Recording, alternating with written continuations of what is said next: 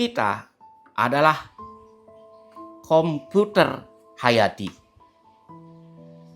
Dan komputer mesin itu ada di luar diri kita. Sedangkan kita sendiri adalah komputer hayati yang diciptakan oleh Sang Pencipta. Itu tertuang jelas dalam bukunya R.B. Sentanu, yaitu Kuantum Ikhlas. Dan ini menjadi masuk akal sekali terhadap realita kehidupan kita saat ini. Beliau menganalogikan kita ini adalah sebuah komputer. Nah, karena sistem kerjanya hampir sama. Di komputer mesin, bagusnya antara operator dengan mesinnya itu terpisah. Tetapi di komputer hayati, antara mesin dan operatornya menjadi satu. Nah, inilah yang membuat sedikit rumit ketika terjadi virus yang masuk di komputer.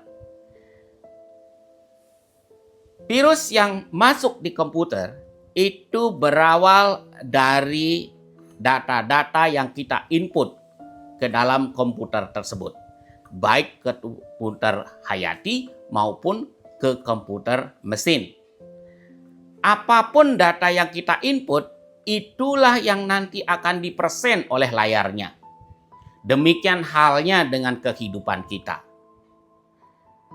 Kehidupan kita pada realitas ini itu dimulai dari data-data yang pernah terinstall, data-data yang pernah dimasukkan ke dalam diri kita.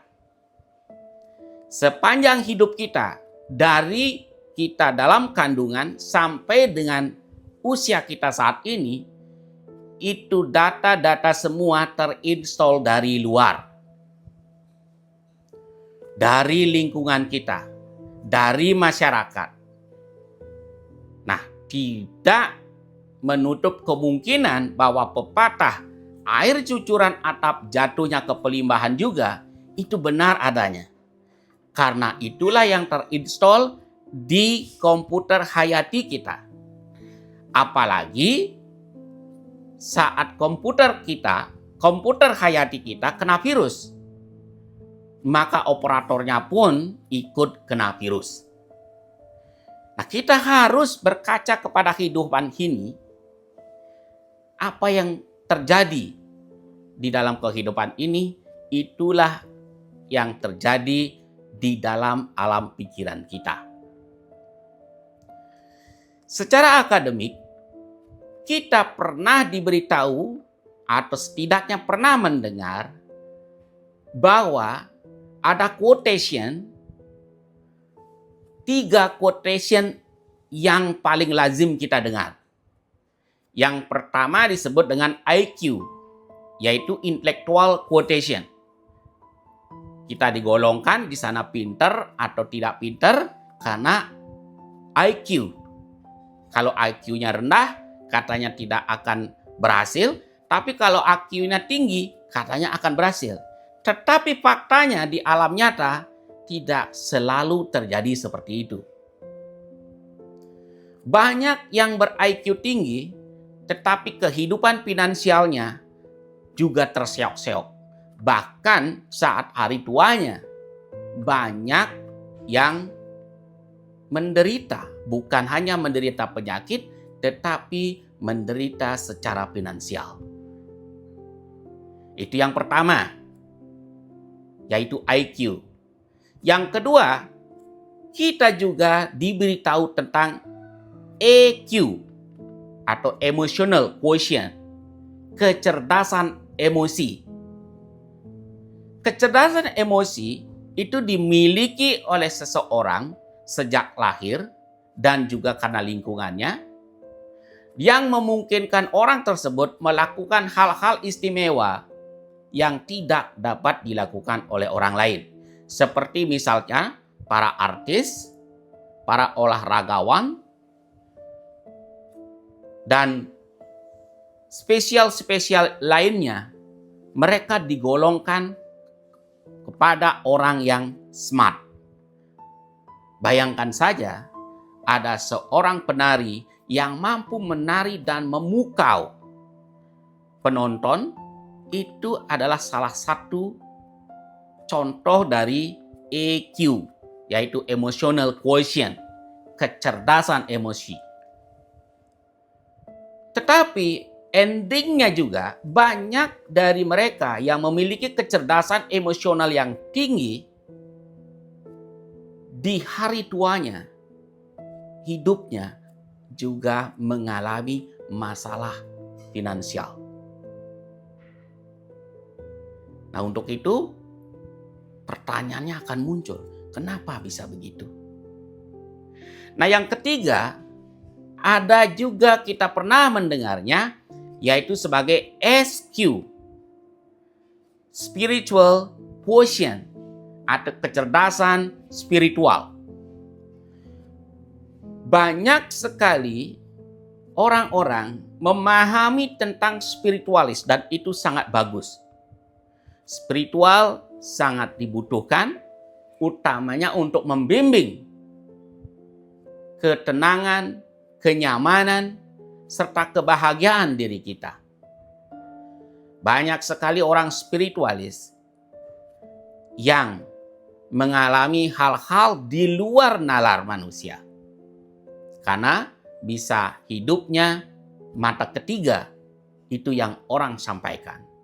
Namun demikian banyak pula ketika mereka sudah menua dan dilanjut usia, mereka juga menderita secara finansial.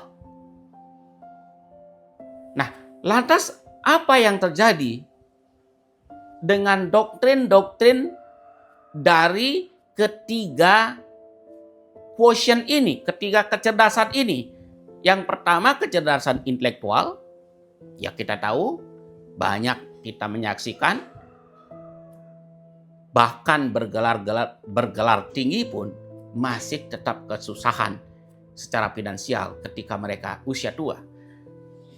Orang-orang yang memiliki kecerdasan emosional, seperti memiliki keterampilan-keterampilan khusus, apakah itu artis, apakah itu seniman dan sebagainya, banyak pula kita lihat di usia tuanya menderita secara finansial, termasuk juga yang orang-orang spiritual. Nah, karena ini disengaja,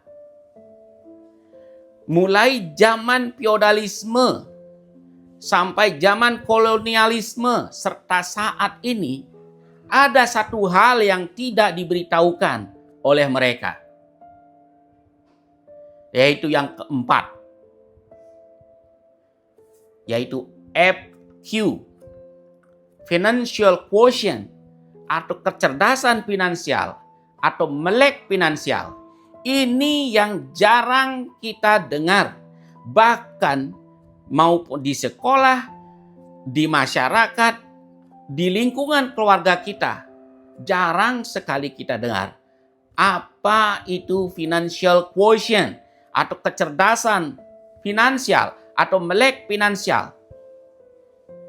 Itu yang membuat berapapun uang yang didapat dari profesi-profesi yang kita lakukan berakhir dengan kehabisan uang.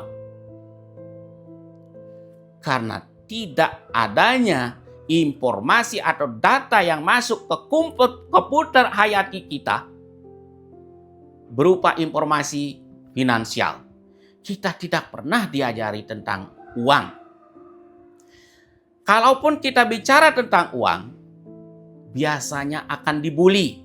Kita dianggap rakus, kita dianggap tidak etis. Tetapi hal ini membuat kita menderita. Kebanyakan dari orang-orang yang ada itu menderita penderitaan finansial. Makanya banyak dari kita merelakan diri kita menjadi karyawan. Bahasa kurang bagusnya adalah diternak oleh para pengusaha. Dan banyak juga dari kita melakukan pekerjaan-pekerjaan yang sangat berisiko untuk mendapatkan uang. Padahal ada cara yang lebih bijak untuk mendapatkan uang, yaitu mengetahui tentang kecerdasan keuangan, yaitu FQ. Nah, ketika FQ itu masuk ke dalam sanubari kita, ke alam bawah sadar kita, maka layar komputer kita akan menyajikan gambar yang luar biasa, yaitu kehidupan yang berlimpah, kehidupan yang makmur. Apalagi keempat quotient ini bisa kita dapatkan. Kita intelek secara ilmu pengetahuan, kita cerdas secara emosi, mungkin memiliki hobi-hobi yang bakat-bakat yang bagus, kita memiliki hubungan yang dekat kepada Sang Pencipta melalui spiritualitas, dan kita juga memiliki kemakmuran dalam hal finansial atau keuangan. Maka kehidupan kita akan menjadi cahaya bagi diri kita sendiri maupun bagi lingkungan kita. Itulah pentingnya kenapa kita harus selalu terbuka untuk belajar. Jika Anda sependapat dengan saya, silakan di-subscribe channel ini, ditekan like-nya, dan ditekan loncengnya serta di-share agar lebih banyak orang lagi yang bisa tercerahkan.